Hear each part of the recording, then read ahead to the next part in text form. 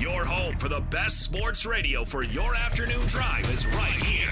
This is Jake Scott and Ben Anderson on 97.5, the KSL Sports Zone.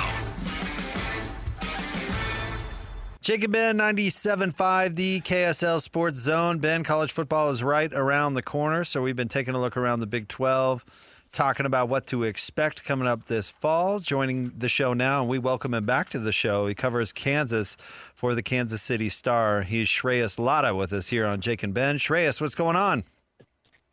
Nothing much. How are you guys? We're doing terrific. We appreciate you jumping on. This is probably a difficult question to answer every year, though the last couple have been somewhat consistent. What should you expect from the Kansas Jayhawks football team this year? This might be the hardest team to predict because there's just a lot of moving parts, right? They have going to have a new quarterback at helm. They have a quarterback battle between Cole Ballard and Isaiah Marshall. I think from what I've been told, Ballard has the edge. But on top of that, they brought in 30 new transfers, and they brought back, famous offense coordinator Andy Kotelnicki, who takes over the reign of the offense after having a couple of years in Penn State. So, the hope is you get a bowl team. The floor is probably 3 or 4 wins. I'm probably predicting them around 5 wins, just like the last 2 seasons. But I think they're going to be a bottom, half of the conference team. I think a lot of it's going to come down to a lot of one-score games, which traditionally Lance Leipold has really struggled with, especially over the last few years. But if they can win those one-score games, they probably are bowl eligible with 6 or 7 wins. If not, it could range anywhere from 3 to 5 in my mind. So I have this theory that it's really hard to be both a football and basketball school, from the attention of the fan base to resources. And I'm not saying it hasn't happened. I just think it's really something that's hard to do. So from a broad perspective, I'm curious to your thoughts about Kansas and specifically, I guess, the enthusiasm for being good at football. I think it's a difficult spot for Kansas, right? I was told the administration, obviously they put in $300 million in renovations because they know football is the breadwinner in college athletics. And there's a reason why they've worked hard to make Kansas football respectable again. I had a source tell me that, when, this administration at Kansas came into power, they were only making about $3 million in revenue. Now it's over $30 million or so, around $30 million or so. So it's a tough spot because absolutely football resources are, you take away a little bit from the basketball team, the NIL share and rev share and all that stuff.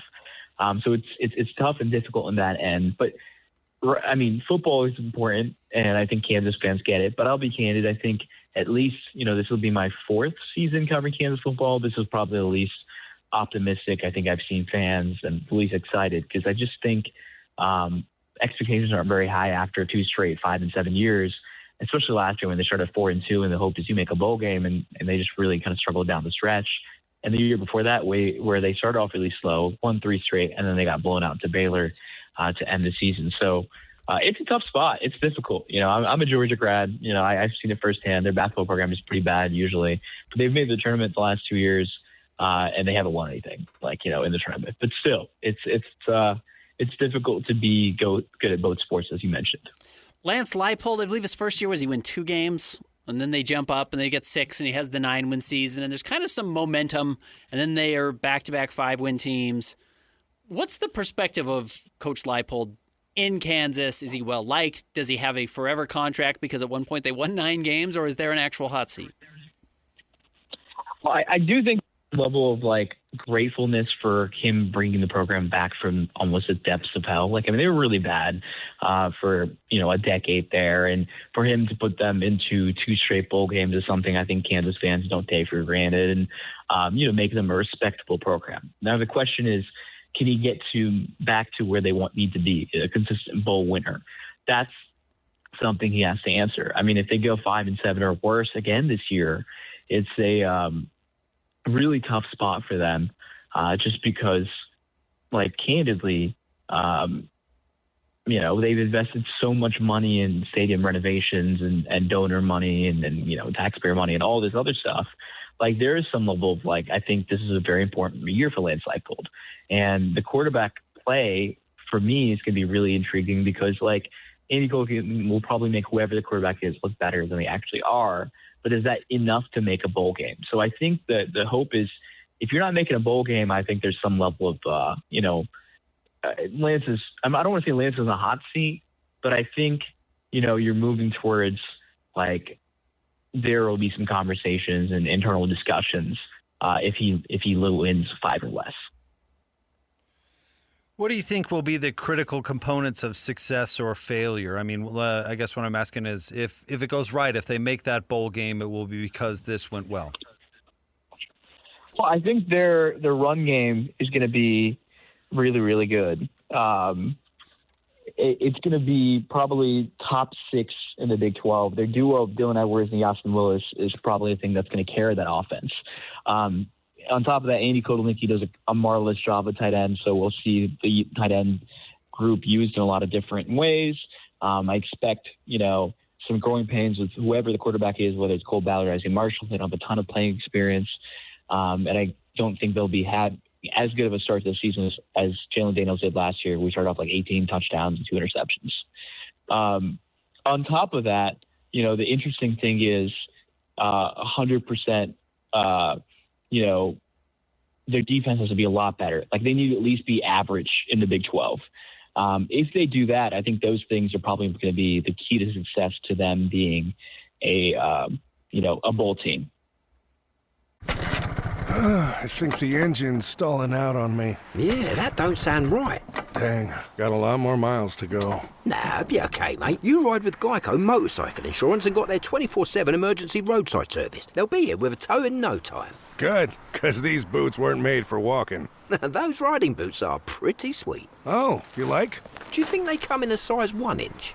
I don't know. It feels good to ride with help. It feels good to Geico. Emergency roadside service is optional coverage. This is interesting. Kansas basketball, I don't want to say is waning a little bit. Kansas football is what we all know it is. Do you feel a lot of optimism for college sports? And I'm really curious because you went to Georgia. So what is your optimism for the landscape of college sports going forward? Or is it just pessimism? I mean, look, it's a weird spot, I think, I've covered 5 seasons of college basketball between UConn and Kansas. And I'm a basketball guy, but I love football as well. It's weird because I feel like it's constantly evolving, constantly changing.